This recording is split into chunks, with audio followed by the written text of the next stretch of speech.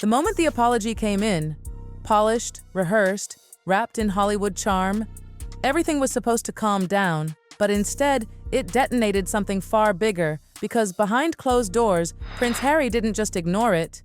He refused it, flat out, cold, final, and suddenly what looked like a late-night joke turned into a full-blown personal war, with Meghan Markle quietly setting something much more strategic in motion. This wasn't just about a joke anymore. It wasn't even about Jimmy Kimmel, it was about control, narrative, survival, because what people didn't see on the surface, the laughter, the viral clips, the casual shrugging of another celebrity controversy, was the moment something snapped behind the scenes. According to whispers swirling through industry circles, the apology wasn't even meant to fix anything, it was meant to close the chapter. Wrap it up. Move on. But Harry didn't move on. He froze it in place. He refused to accept it, and that single decision triggered panic. Not publicly, not yet, but internally, inside a system already cracking under pressure. Because refusing an apology in Hollywood isn't just emotional, it's strategic warfare. It means you're not done. It means you want the spotlight to stay exactly where it is.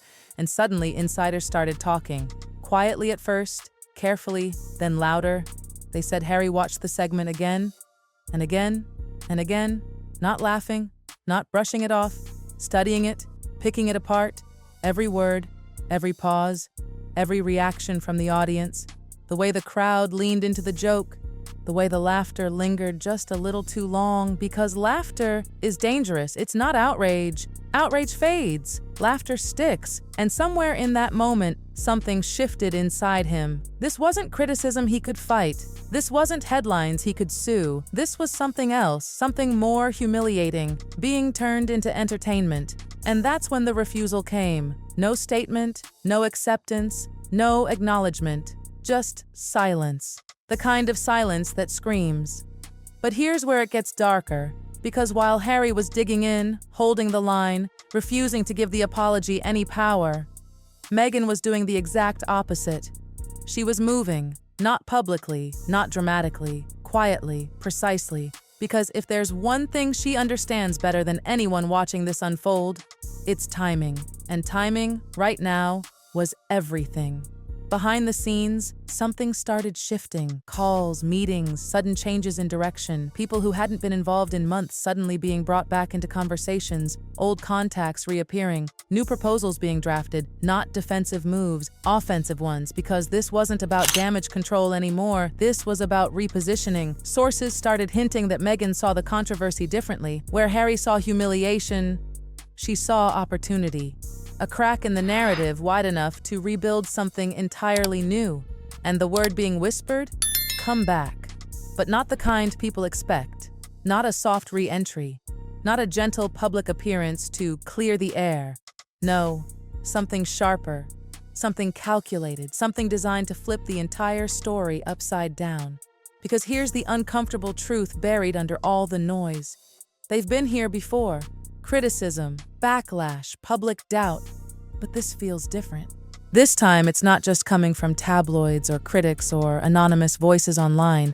It's coming from inside the same industry they tried to belong to, the same circles they stepped into when they walked away from royalty and into celebrity, and that changes everything. Because when the industry laughs at you, doors don't just close, they disappear. And suddenly, all those deals, all those expectations, all that carefully built positioning starts to feel unstable, fragile, temporary, which explains the urgency. Because insiders claim Meghan isn't waiting for things to settle, she's accelerating. There's talk of a new project, something unexpected, something that doesn't look like anything they've done before. Not another documentary, not another interview, something more controlled, more curated. A narrative where every frame, every word, every angle is deliberate.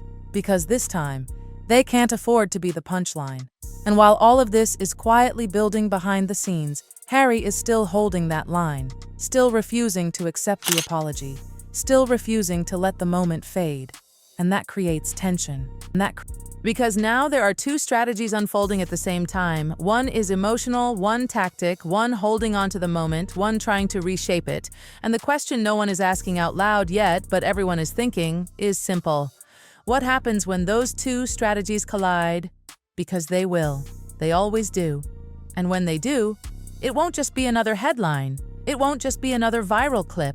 It will be something bigger, messier, harder to control, because this isn't just about a joke anymore. It's about identity, it's about relevance, it's about what happens when the story you've been telling the world stops being the story people believe. And somewhere in the middle of all of this, a comeback is already being written.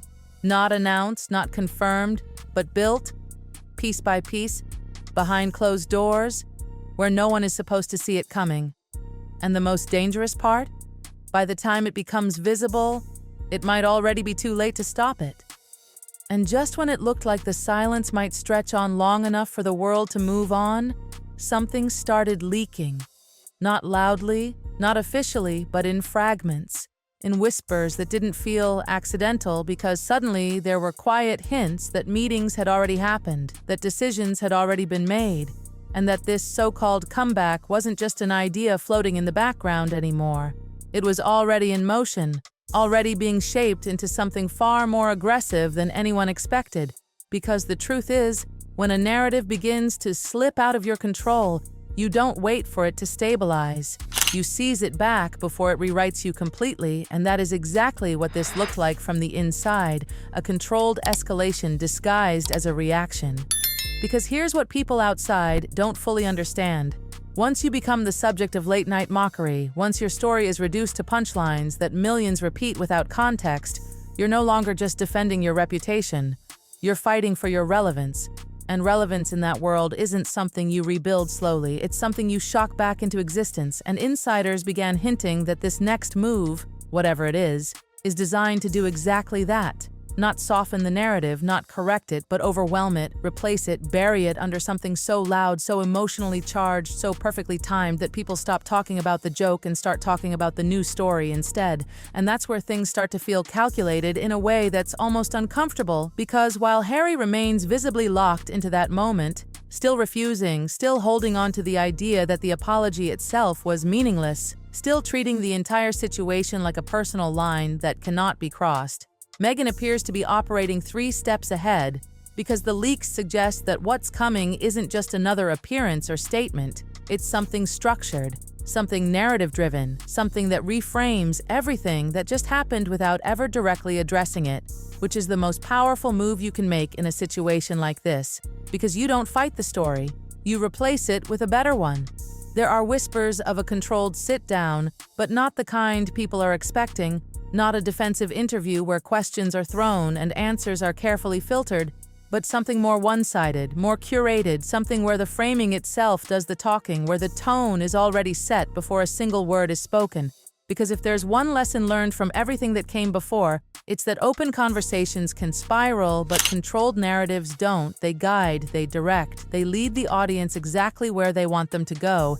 And if that's the move being prepared right now, then this isn't damage control, it's narrative reconstruction. But here's where it gets even more complicated, because behind that strategic movement, there's tension building. Not the loud kind, not the kind that makes headlines immediately, but the quiet kind that leaks out later in fragments, because when one person is trying to hold on to a moment and another is trying to move past it, the friction is inevitable, and insiders are already hinting that the disagreement isn't about the controversy itself anymore. It's about how to respond to it, because refusing an apology keeps the story alive, while launching a comeback risks shifting attention away from it. And those two approaches don't just clash, they contradict each other completely. And that contradiction creates unpredictability, because if both strategies continue at the same time, the result isn't clarity, it's chaos. And chaos in a situation like this doesn't dilute the controversy, it amplifies it. It turns one story into multiple overlapping narratives, each pulling in a different direction, each feeding into speculation, each giving the audience more to question, more to analyze, more to talk about, and suddenly the situation becomes bigger than the original trigger, bigger than the joke, bigger than the apology itself, because now it's about what happens next. And what happens next is already being shaped by something else entirely. Timing, because the whisper suggests that whatever is coming isn't being rushed out immediately, it's being held, positioned, aligned with something else, something external, something that will maximize impact, because in that world, timing isn't just important, it's everything. Release something too early and it feels reactive. Release it too late and it feels irrelevant, but release it at the exact moment when attention peaks again, when curiosity resurfaces, when people start asking what happened next, and suddenly you're not responding to the narrative, you're controlling it.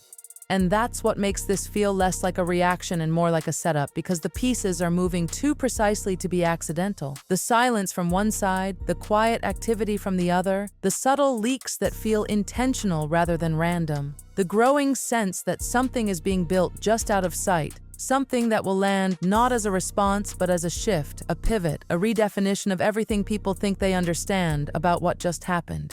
Because the truth is, this was never just about a late-night segment. It was never just about a joke that went too far. It was about a moment where perception changed, where the image that had been carefully maintained started to fracture under a different kind of attention. And once that fracture appears, you either let it spread or you rebuild around it, and right now it looks like both are happening at the same time, one holding the crack open, the other trying to construct something new over it. And the most unpredictable part of all of this isn't the comeback itself, it's how it will be received, because in a world where audiences have already started questioning the narrative, where skepticism has already taken root, any attempt to reshape the story isn't just judged, it's dissected, analyzed, challenged in real time, and that means whatever comes next has to be more than just compelling. It has to be convincing. It has to feel real enough to override everything that came before it, and that's not something you achieve easily. It's something that either lands perfectly or backfires completely. And that's the risk sitting at the center of all of this. Because while the plan may be precise, while the timing may be calculated, while the narrative may be carefully constructed, the audience isn't controlled, the reaction isn't guaranteed, and once it's out there, once the next move is revealed, there's no pulling it back, no rewriting it, no adjusting it quietly behind the scenes. It becomes the new reality, whether it works or not, which brings everything back to that original moment, that refusal, that decision to not accept the apology, because that choice didn't just extend the controversy, it defined the path forward. It locked the situation into a state where something bigger had to follow, because once you refuse to close the door, you force the story to continue, and now it is continuing, quietly, strategically, building towards something that hasn't been revealed yet, but is already shaping the way this entire situation will be remembered. And when it finally surfaces, when the comeback becomes visible, when the next move lands exactly where it's been positioned to land, the question won't be whether the controversy mattered. The question will be whether it was just the beginning of something much larger that was always going to unfold this way, step by step, move by move, until the narrative wasn't just repaired, but completely rewritten.